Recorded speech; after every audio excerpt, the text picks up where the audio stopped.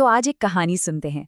एक ऐसे लड़के की कहानी जिसकी आवाज ना डर के साए में कहीं खो सी गई थी। और ये कहानी हमें सिखाएगी कि कैसे कभी-कभी जिंदगी की सबसे बड़ी हार ही हमें सबसे जरूरी सबक सिखा जाती है। चलिए शुरू करते हैं। कहानी शुरू होती है एक ऐसे शहर से जिसका नाम शायद नक्शों पर भी न मिले। धूल उड़ाती सड़कें, झुके हुए बिजली के खंभे और उम्मीदों का बोझ उठाए थके थके से चेहरे। ये माहौल समझना इसलिए ज़रूरी है क्योंकि इसी गुमनामी में एक पुरानी सी कॉलोनी में हमारी कहानी का किरदार रहता था। और ये है आरव। आरव कोई हीरो नहीं था, नहीं, न तो वो बहुत होशियार था, न ही बहुत मजबूत। लेकिन हाँ, उसके अंदर एक चीज थी जो शायद हम सब में कहीं न कहीं होती है, चुपचाप सब कुछ सह जाने की आदत। और यही आदत उसकी कहानी का सबसे जरूरी हिस्सा है। तो सवाल ये है कि आरव इतना खामोश था क्यों? मतलब उसकी ये चुप्पी आई कहाँ से? चलिए जरा पीछे चलते हैं और उसके बचपन में झांकते हैं। बस ये एक सवाल, सच कहूं तो बस यही एक सवाल उसकी हर कोशिश पर ताला लगा देता था। स्कूल में जवाब पता होता था पर हाथ नहीं उठता था। क्यों? क्योंकि मन में बस एक ही डर घूमता था, अगर गलत हो गया तो। और ये डर धीरे धीरे उसकी आवाज से भी बड़ा हो गया था। और इस डर के ऊपर था उम्मीदों का एक भारी बोझ। उसके पिता जो रेलवे में एक छोटी सी नौकरी करते थे, जब ये बात कहते थे ना, तो ये सिर्फ शब्द नहीं होते थे। इसमें सालों की थकान थी, अधूरी ख्वाहिशें थीं और अपने बेटे के लिए एक बेहतर भविष्य की आस थी।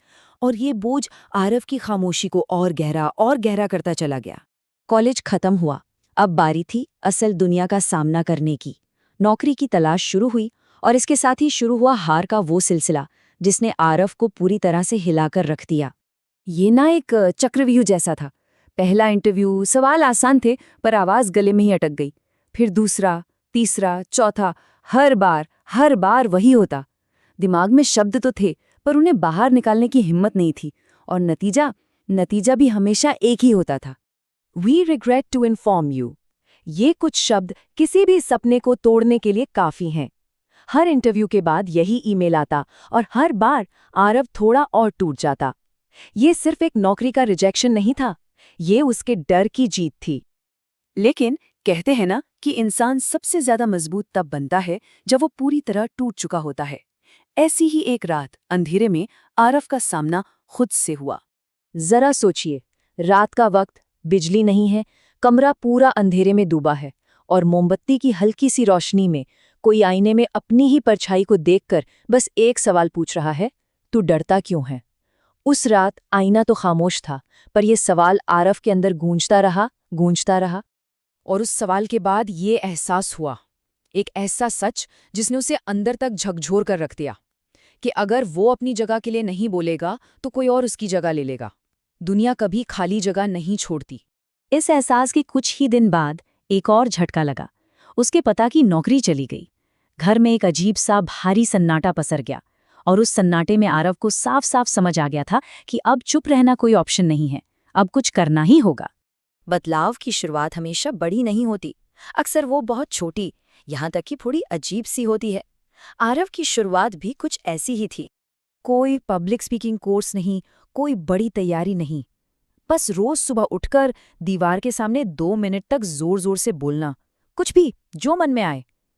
शायद पड़ोसियों को लगा होगा कि लड़का पागल हो गया है, पर असल में वो खुद को ठीक कर रहा था। 6 महीने बाद एक और इंटरव्यू हुआ, नतीजा वही, रिजेक्शन। लेकिन इस बार कुछ अलग था। इस बार आरव रोया नहीं, उसे हार का एहसास नहीं हुआ। उसने बस एक शब्द कहा, अगला। नतीजा भले ही वही था, पर अंदर का इंसान वो बदल चुका था। तो दीवार से तो बात हो गई, अब बारी थी इंसानों की।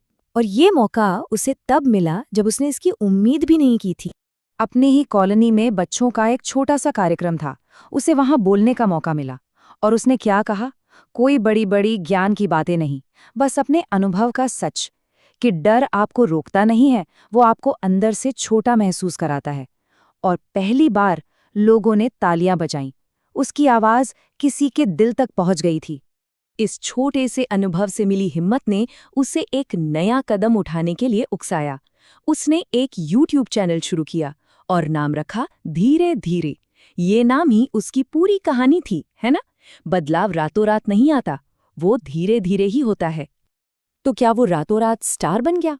अरे बिल्कुल नहीं। पहले वीडियो पर सिर्फ 17 व्यूज, अगले पर 23, फिर 40। लोगों ने हंसी उड़ाई, मजाक भी बनाया, लेकिन अब आरव को इन नंबरों से फर्क नहीं पड़ता था। वो गिनती के लिए नहीं, बल्कि अपनी आवाज को जिंदा रखने के लिए बोल रहा था। और फिर एक रात ये मैसेज आया। एक लड़के का मैसेज था जिसने लिखा कि आरव का वीडियो देखकर उसने पहली बार अपने पिता से बात करने की हिम्मत जुटाई। उन 17 व्यूज में से एक व्यू ये था और आरव के लिए बस यही काफी था। उसकी आवाज ने किसी और की खामोशी तोड़ी थी। तो इस पूरी कहानी का सार क्या है? क्या आरव कोई बहुत बड़ा आदमी बन गया? चलिए देखते हैं कि असली जीत आखिर होती क्या है। आज भी आरव उसी छोटे से शहर में रहता है। वो बहुत अमीर या मशहूर नहीं हुआ, लेकिन एक चीज है जो हमेशा के लिए बदल गई है। अब वो बोलता है। डर आज भी है, पर अब वो डर उसकी आवाज से बड़ा नहीं है। और यही असली जीत है। पता है, ये कहानी हमें चुपचाप कुछ जरूरी बातें सिखाती है कि बोलने के लिए किसी को खास होने की जरूरत नहीं है, ना ही बहुत तेज होने की। बस अपनी खामोशी को तोड़ना होता है। तो एक सवाल है जिस पर सोचना जरूरी है कि जो बोलता नहीं वो धीरे धीरे क्या हो जाता है? शायद अदृश्य। क्योंकि जो अपनी आवाज को दबा लेता है वो धीरे धीरे खुद को ही खो देता है। अगली बार फिर मिलेंगे।